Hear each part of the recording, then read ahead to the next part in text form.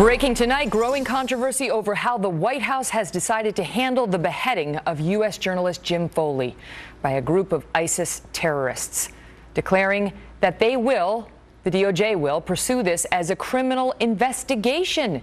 Here is Chris Matthews on that. I don't know why you use the word justice. It's not appropriate here. This is an attack on our country. We have to react to it. This is a national, our country versus this group that's declared war on us. Well, Chris, what's justice mean in this kind? I don't know why the word's used. Like we're going to go to the world court with this. Well, no American president can survive if he lets Iran get nuclear weapons, and no American president can survive if he lets Americans be beheaded on international television with impunity. Impunity. He has to strike back. Well, as an American, it's in our soul. Charles Krauthammer is a Fox News contributor, syndicated columnist, and author of Things That Matter, enjoying some 10 months on the New York Times bestseller list. Charles, good to see you. Do you agree with Chris Matthews? Well, I don't think I've ever said this before, but I do.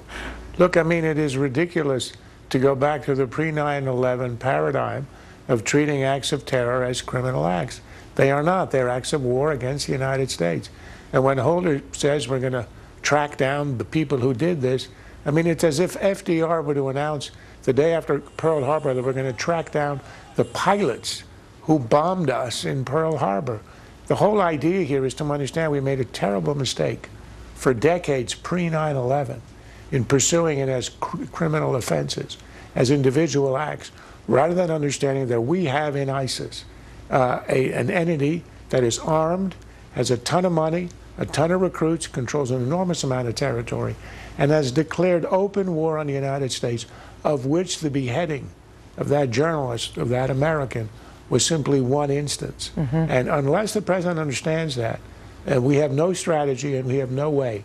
The idea is not to bring anybody to justice. It is to defeat the army, essentially, the people who are running the operation. That's what we learned from 9/11, and I'm not sure the president has learned it yet. And yet the administration clearly feels that they can handle some aspects of this in the criminal process. Here's Eric Holder earlier today. Those who would perpetrate such acts need to understand something. This Justice Department, this Department of Defense, this nation, we have long memories and our reach is very wide. Seeming to suggest that the DOJ is on it, but the Defense Department is also on it.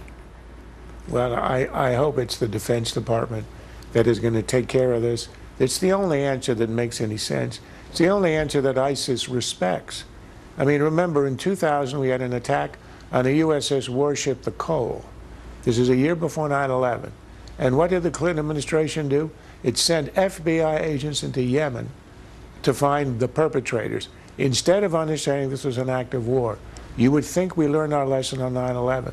The point here is the only response to this beheading, which will be understood by ISIS, is a vigorous air campaign against them, supporting the troops on the ground, not American.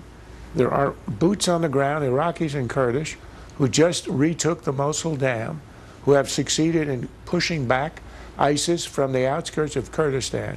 They have had success. They need U.S. air power. That's the proper response. It's not sending a prosecutor over there to gather evidence about the beheading. Charles, good to see you. Joining me now for more, Joe Trippi.